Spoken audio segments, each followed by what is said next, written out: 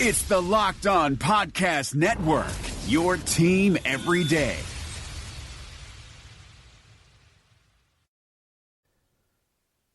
What's going on, Bird Gang? Welcome on into this Thursday, July 11th evening to another edition of the Locked On Eagles podcast, brought as part of the Locked On Podcast Network, your team every day. Once again, joining you this week, I am your host, Gino Camilleri. Lou is still on the injured reserve. His surgery, his recovery is taking a little longer than he expected. Hopefully should be up and at it tomorrow. Let's keep our fingers crossed, everybody. Keep him in your thoughts. Hopefully Lou gets better, gets feeling better. But this Eagles team, much like I wish Lou could do tonight and play through injury, but sometimes you can't. But this Eagles team has done it so in the past. They've played through injury. They've gotten around some injuries. Able to win a championship without your MVP caliber quarterback in Carson Wentz in 2017, playing without Jason Peters, Darren Sproles. They've played without a majority of their key players on both sides of the football in back-to-back seasons. This team has been riddled by injuries the past 2 years. They're in the top quarter percentage the past 2 seasons of injuries in the NFL, and that's not something you want to continue to see. Hopefully this team can stay healthy. Hopefully this new staff, this new training staff, the new doctor staff that they brought in there can keep this team healthy, because they were riddled with soft tissue injuries. Just look at Sidney Jones, for example. The kid couldn't stay healthy last year. His hamstring was injured all year long. We know the whole Carson Wentz story. We're not going to get into that, but that is what this show is going to be focused on, is a continuation on these injuries. And it's kind of funny. Lou kind of sparked my my whole thought for this podcast tonight. I was saying, oh man, it stinks. Like, I know what it feels like to not be able to go out there and play. When I played lacrosse, JV lacrosse, way back in the day, my back seized up real bad, and I couldn't play, and I was one of the starters on defense. I'm like, man, I let my team down. I know Lou wants to be talking to me right now. I know he wants to be talking to you guys, putting out some great content, and I know guys that were on that Super Bowl winning team, that even that 2018 team that saw those guys out on the field flourishing, they said, man, you know what? I want to be out there. I want to win. Do you not think that right now Carson Wentz wants nothing more to go out there and win a championship? He wants to get this injury-prone label that came out of nowhere off of his back. He wants to go out there, prove this is his team, prove that Nick was not the guy, much like we already know in Philadelphia, but just quiet everybody around the NFL and get his name back into the MVP conversation. And much like many of us thought, in that November evening, when Carson Wentz went down with that knee injury, that season was a nightmare.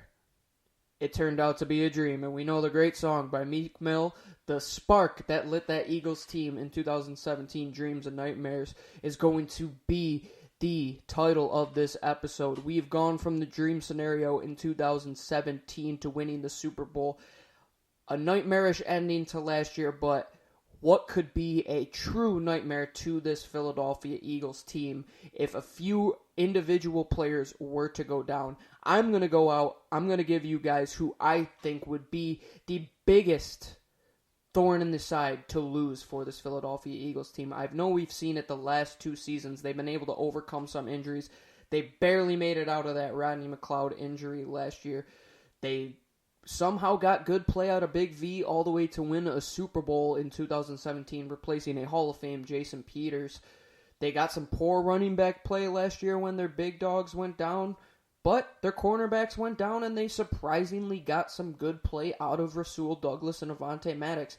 And the one thing that injury does is that it spurns this next man up idea, and the Eagles, with this depth that we've been talking about, with these guys that we expect to go out there and perform in their rookie and their second and third seasons and be key contributors, a lot of them get their chance because of injury. You go out there and you look at Halapuli Vaitai, for example. He's a 5th-round pick. He's basically what he is in the NFL right now. He's a guy that the Eagles front office went out and said he could be a guy that could come in and play replacement-level minutes, be able to win a game in spite of him being on the field. That's one of those three measures of a player: win because of, win with, and win in spite of. He was one of those win in spite of players. But does he have enough to get it done? Can he play with our offensive line unit? And Jeff Stoutland being able to have his players ready for an injury was key. A lot of these coaches, look at Corey Undlin last year, what he did with the cornerback unit. He goes down, he's playing guys like Josh Hawkins on Michael Thomas in the playoffs. He got those young guys ready. They were cycling them in and out of there. They had all sorts of mismatches. They had Avonte Maddox, Rasul Douglas, Sidney Jones, Cravon LeBlanc. The list goes on and on and on. But that's what injury does. You have to be ready. You have to have all 53 men, plus the practice squad, plus guys that you're going to have in your back pocket just in case things go wrong, i.e. Cravon LeBlanc. Thank God they made out on the good side of that pickup. But injury can lead to disaster, and we've seen that happen to teams time and time again. Unfortunately, my first game as an Eagles fan that I was able to witness in person was about 5 years into my Eagles fandom. I got my Donovan McNabb jersey. He was a Syracuse guy. I was raised an hour and a half outside of Syracuse. Fell in love with Donovan. He was part of the reason I became an Eagles fan. I was at the first game, and he tore his ACL against the Titans, and they lose 30-some-odd points to 6. It was very disappointing. And that basically put that season almost to bed, but they got great play out of Jeff Garcia. But you look at the Nick Foles season, coming off of that promising year where he had that Hall of Fame-esque type season. He goes out there, he gets injured. They had Mike Vick in the back pocket.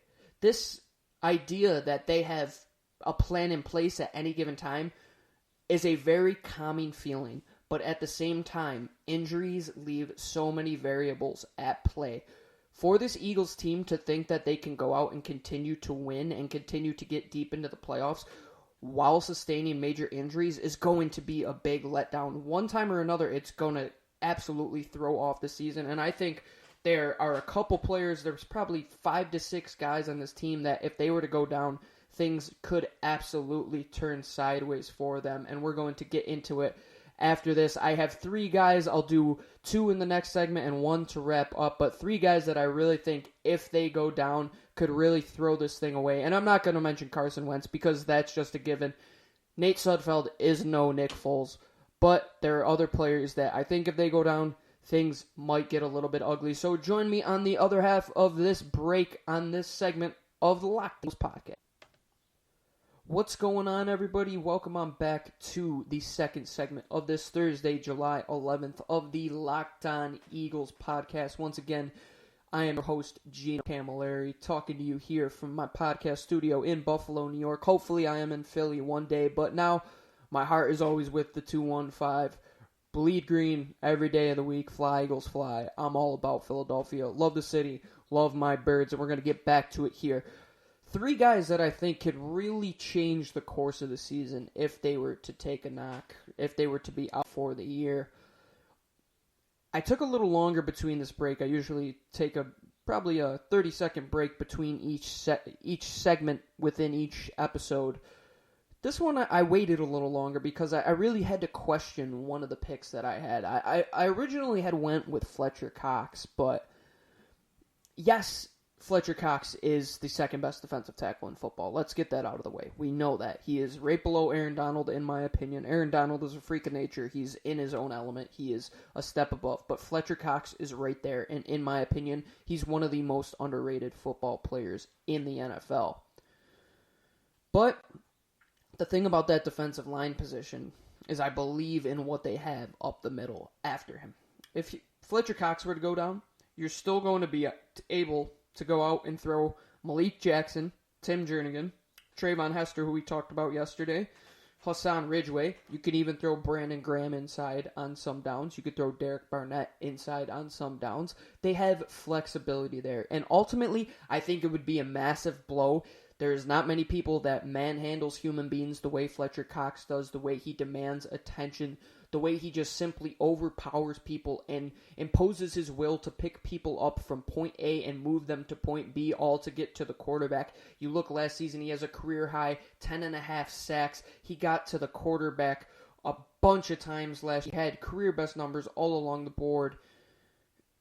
But the thing is, they have so much depth. You have Super Bowl champion winning defensive tackle and Malik Jackson, along with Tim Jernigan. Both those guys were starters in key Super Bowls, key contributors, and won rings. You have key depth players that played valuable minutes last season. You have guys that play edge that you can move inside. So that's why I changed this pick. I was originally going to go to Fletcher Cox. I'm staying with the trenches. I'm staying with the interior, but I'm flipping it over to the offensive side of the football. I changed it to Jason Kelce. And how I did not originally think of Jason Kelce, shame on me. There is not a better center that Philadelphia has seen in quite some time other than Jason Kelce. A man who is able to simply use his athletic ability, his undersized frame, to get under people, have surprising power, play through injury, command the offense, be the second quarterback behind the quarterback. He is one of the, if not the most important player on the field outside of Carson Wentz at any given time when the Eagles are on offense. He calls out blitzes, he calls out zone, he calls out whatever need be. He knows where every lineman is supposed to be at any given time. So if you were to tell me the drop-off between Fletcher Cox and Malik Jackson as opposed to the drop-off between Jason Kelce and Isaac Seumalo and or Stefan Wisniewski, give me the drop-off between Fletcher Cox and Malik Jackson any day of the week, because Jason Kelce is a top 3 center in football. Isaac Seumalo and Stefan Wisniewski, they're swing guards.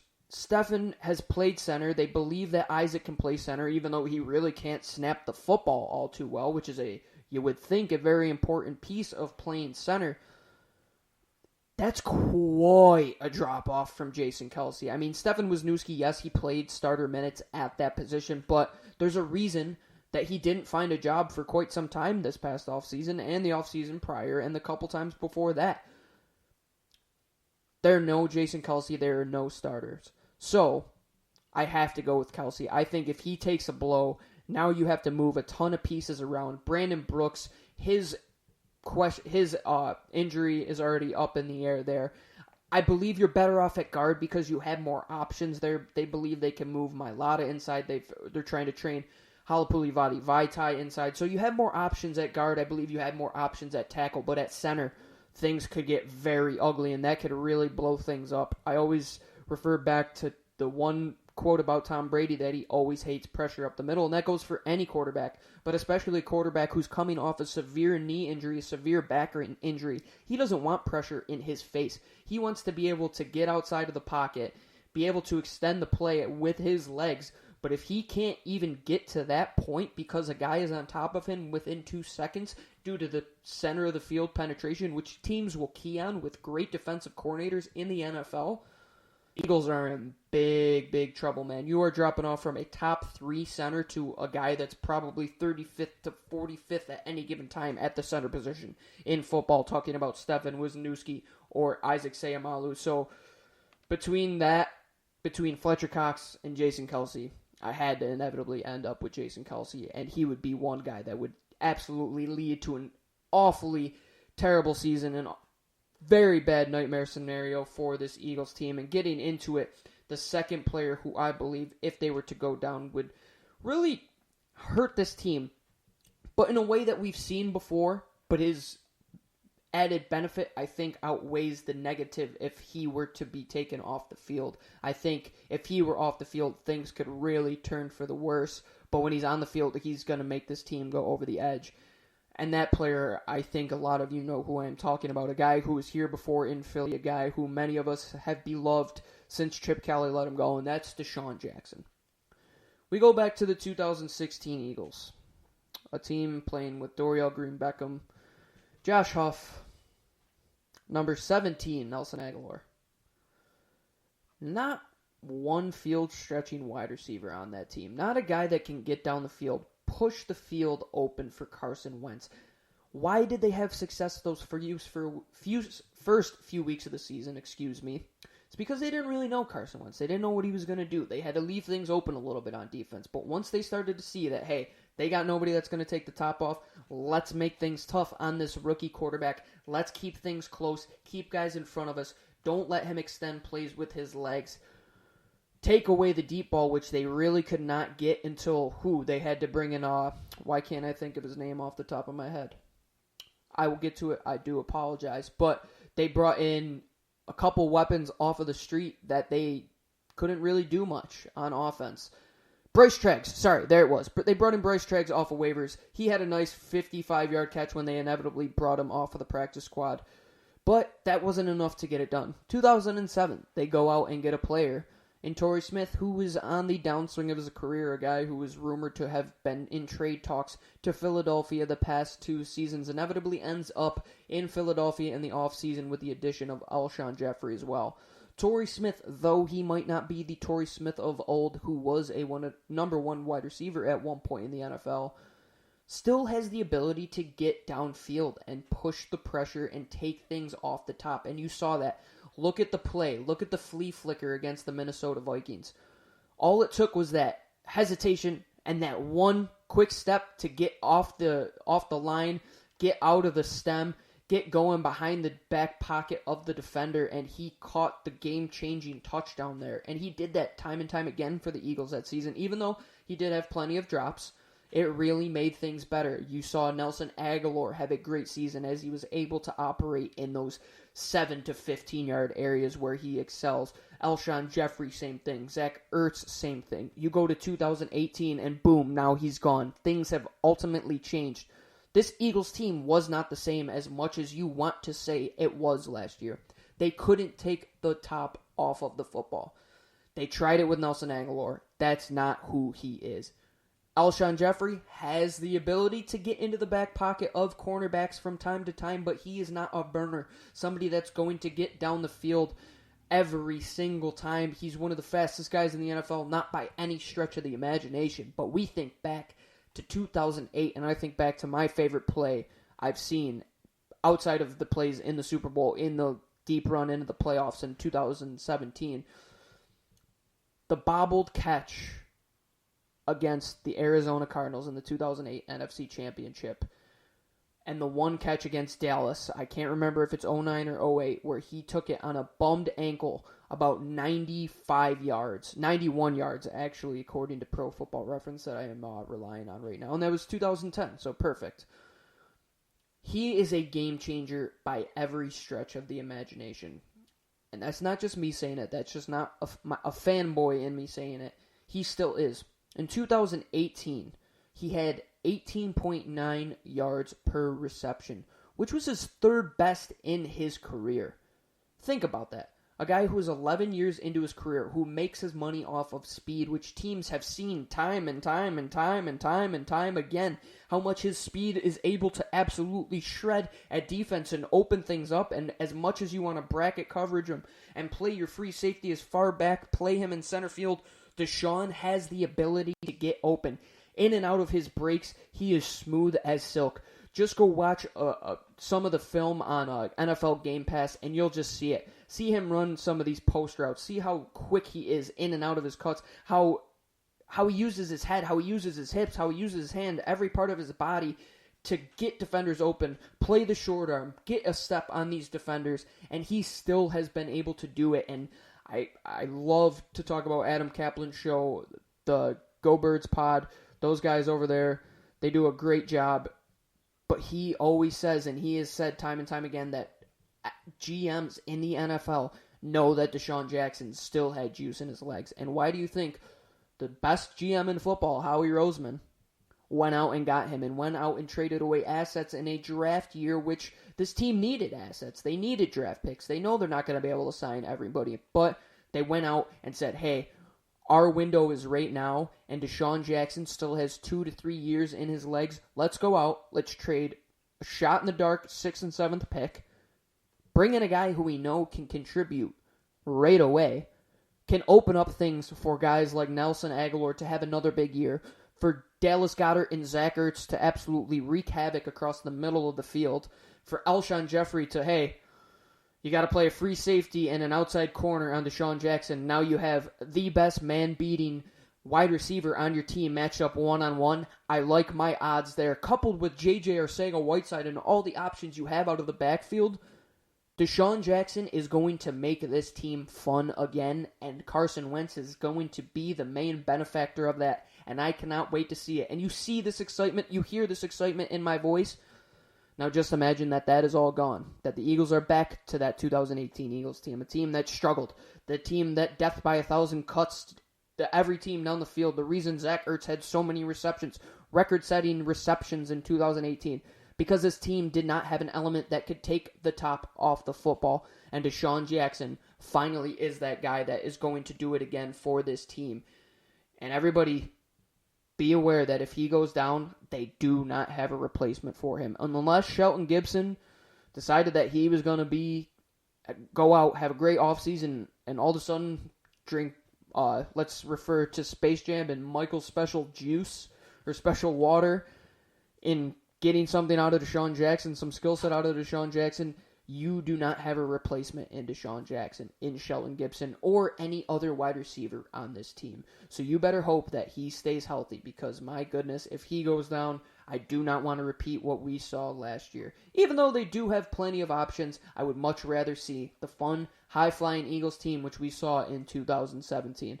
So, as we get back to it after this break, I will wrap it up and bring you my final and probably the most important player on this team that would lead to a nightmare scenario for this Eagles team if he were to go down. So, join me right after this on the Locked On Eagles podcast. There's no off-season for the true fan, and the Locked On Podcast Network is here for you with your team every day. Your favorite team's local expert will continue to give you the inside scoop on your team. 2 amazing NFL draft shows, Locked On NFL Draft and The Draft Dudes, will bring you the latest on the draft. And Locked On NFL is still rolling, hitting all the hot topics and player moves. There's no off-season for a true fan. Locked On Podcast Network, your team every day.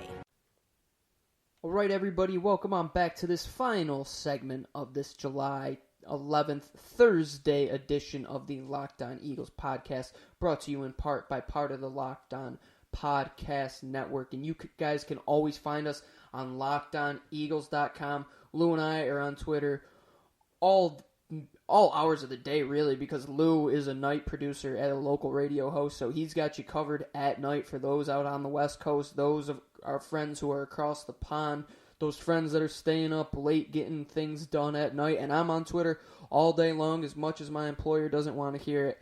This is my passion, guys. I'm here for you guys to discuss this stuff all day long. I love being out there, love conversating with you guys. Just had a shout out today from a fan who listens to us. He poured some salt in the wound. He brought up my bad take when I said the Eagles were going to the Cowboys' funeral wearing all black, but turns out that wasn't correct choice. But hey, no revisionist history here. We're all wrong, but we are right sometimes. So if you guys want to see some of our takes, good or bad, check us out on Twitter. I'm at Gino_LOE. Lou is at DiBiase_LOE.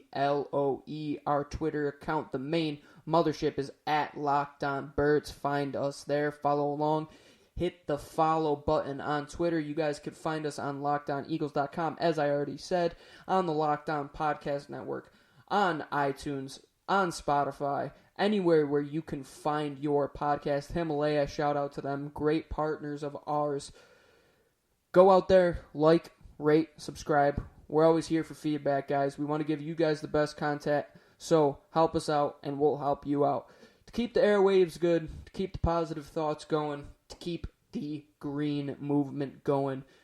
Quest for another championship is on, but if this third player that I am going to mention goes down, it should be all but gone that the Eagles have a chance to win the Super Bowl this year, because this could be the most detrimental loss outside of Carson Wentz, and in my opinion, it is Malcolm Jenkins, the quarterback of the defense, somebody who deserves to get paid, who deserves to remain in Philadelphia for the remainder of his contract, for the remainder of his career. Malcolm Jenkins. Howie Roseman, do the right thing. Go out and pay him.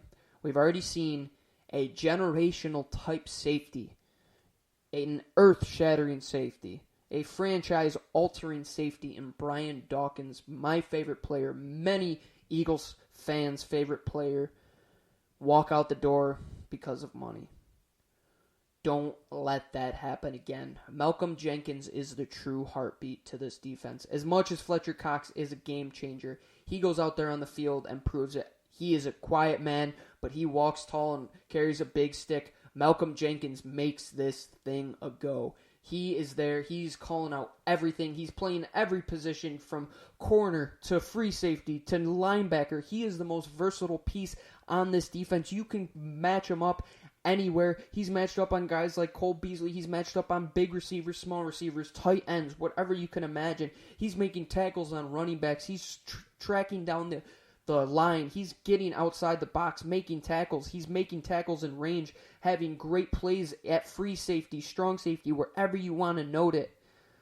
Now just imagine if that is gone and once again you are in a scenario that you have to rely on a third safety who is not Corey Graham but could be a combination of Trey Elston, Andrew Sendejo, or Trey Sullivan. We saw Trey Sullivan do it last year and he didn't do a great job of it. Although I think the kid can come out and have a very good year this season, I don't want to get my hopes up.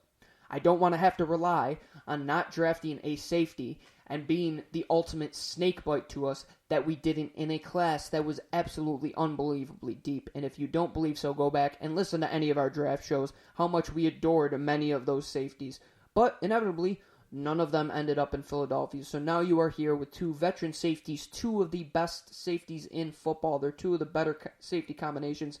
As much as Eagles fans may have a dislike for Rodney McLeod at times, you cannot deny what he did last season when he was out. In 2017, you saw on tape what the guy can do, and when he was not there in 2018, you saw what this Eagles team couldn't do.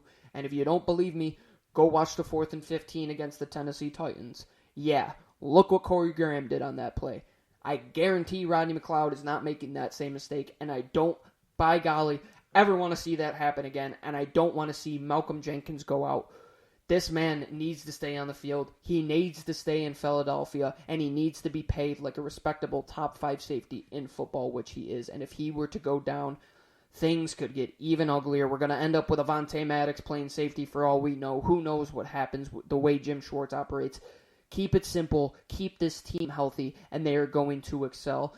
And I will leave it at that, everybody.